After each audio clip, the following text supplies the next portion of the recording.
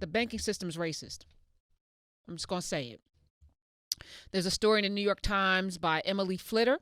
She says there are few executives in the upper echelons of most financial institutions. Let me ask you a question. How many of you own stock in banks?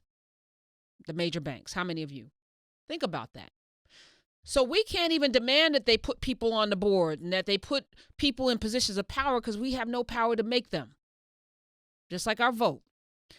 She says there are very few people in the higher echelons. Leading banks have recently paid restitution to bank employees for isolating them from white peers, placing them in the poorest branches and cutting them off from career opportunities. We're not making this stuff up, people. It's not just about can't we just get along. This is having an impact on our ability to have legacy. The things that you want for your children, the things that you want for your legacy, we want it too. The neighborhoods you want to live in, the safety of your neighborhoods, the greatness of your schools, guess what? We want it too. And why shouldn't we have it? We don't deserve it? Because we're somehow not like you, less than? So we don't deserve to have all the creature comforts that you want in your life. And then when we get them, and some of us flaunt it, you're mad, you're angry. I'm going to talk about Watchmen on Tuesday. I hope you all listen. I hope you all catch up.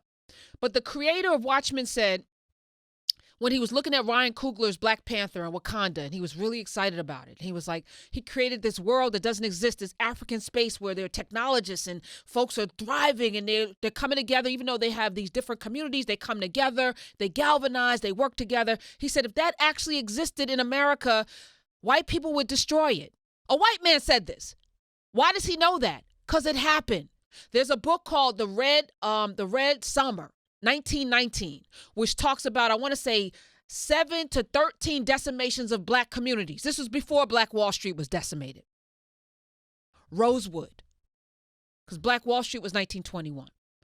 Every time black people, not bothering you, not asking you for a dime, not getting a government handout, build our own communities. I'm reading about Black Wall Street, and I've been talking about O.W. Gurley, but I should be talking about Edward McCabe, because Edward McCabe had a vision of an Oklahoma that was black run and owned. So he put out a clarion call. He went all over the country, sent out what he called salesmen to go to Alabama, Tennessee, Mississippi, and tell black people to come to Oklahoma because they had land. They had thousands of acres of land. This was before O.W. Gurley, who I credited with building Black Wall Street, which he did, but he couldn't have done it without Edward McCabe, who had a vision for a black utopia. And in his vision, black people would govern themselves, police themselves, and in a short period of time, this is in the 1890s, this man built several towns of black people, and they had doctors and lawyers and stores, and this is with barren land.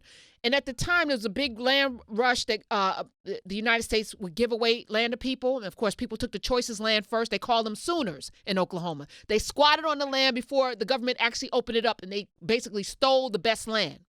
This guy, McCabe, went out into the bush where nobody would go, where the trees were, and cleared it, because guess who was doing that anyway?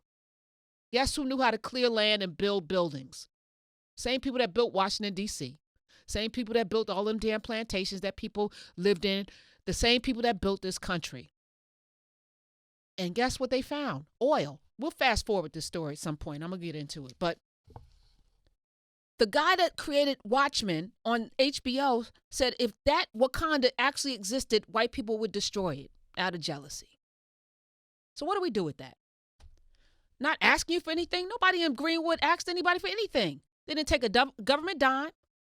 Didn't do anything. The scene that John Singleton, rest his soul, in Rosewood that most stuck out for me, Don Cheadle's character was a piano player. He was a businessman.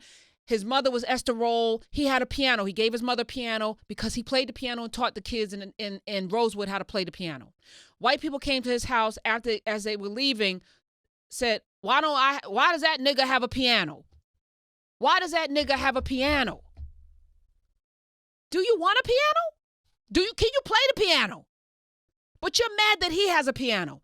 This is the mentality that we have to fight every day. So yeah, if people look angry when they're confronted with facts and data and stats, and they say, damn, so it's not my imagination that I got a loan that I didn't deserve, which then put me in a situation financially that has an impact generations to come, these subprime loans, not because we were dumb, it's not because we didn't have the credit score, it's not because we were targeted and told we couldn't get any of these were better products. And you're going to believe the bank. You're not going to believe a bank is going to put you in something that is going to destroy your finances. Yet that happened in America not too long ago.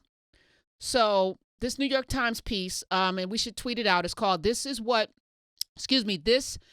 racism sounds like in the banking industry. A JP Morgan employee and a customer secretly recorded their conversations with bank employees. I'm not going to read the whole thing because it's chilling. Okay, Emily Flitter, December 11th. She says, black customers are profiled. Wow. Profiled, viewed with suspicion just for entering a bank and questioned over the most basic transactions. She writes, this year, researchers for the National Bureau of Economic Research found that black mortgage borrowers were charged higher interest rates than white borrowers and were denied mortgages that would have been approved for white applicants. Nobody's making this up. And what does that mean? If I have an interest rate that's 1% higher than yours, you can pay off your house quicker. You can have more equity in your home quicker. Your monthly nut is not as high. Can you have a better financial trajectory if those are the yes. I know I grew up in East Orange, New Jersey. Our taxes were so high and we didn't have nearly the and I know because I moved to West Orange, we didn't have nearly the resources or the schools or anything, but my taxes and my parents paid more money to live in a black neighborhood in East Orange than I paid to live in a white neighborhood in West Orange. It wasn't a better neighborhood. But the schools weren't good in East Orange, higher taxes. So you say, I pay high taxes. I talked to my man Steve Adebato, who lives in a certain town. I was like, them taxes are high. He said, yeah, but it's worth it. I don't have to send my kids to private school. I pay the taxes so that I can send my kids to school. That's the notion. Not in East Orange. I had to go to Catholic school because I couldn't go to East Orange High. I'm just saying. What else? Racism, blah, blah, blah. And JP Morgan, okay, wait, hold on. Going to the research found that black borrowers would charge higher interest rates, denied things. Banks, including JP Morgan, say that they're committed to eradicating the legacy of racism, and they insist that any lingering side effects simply reflect stubborn socioeconomic imbalances in society as a whole, not racial bias among their employees. Not true, because they recorded them. So when we talk about reparations, yeah, let's start with the banks.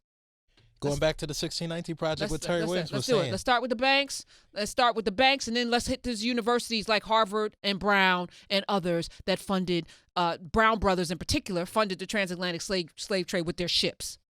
Yeah, there's a lot here.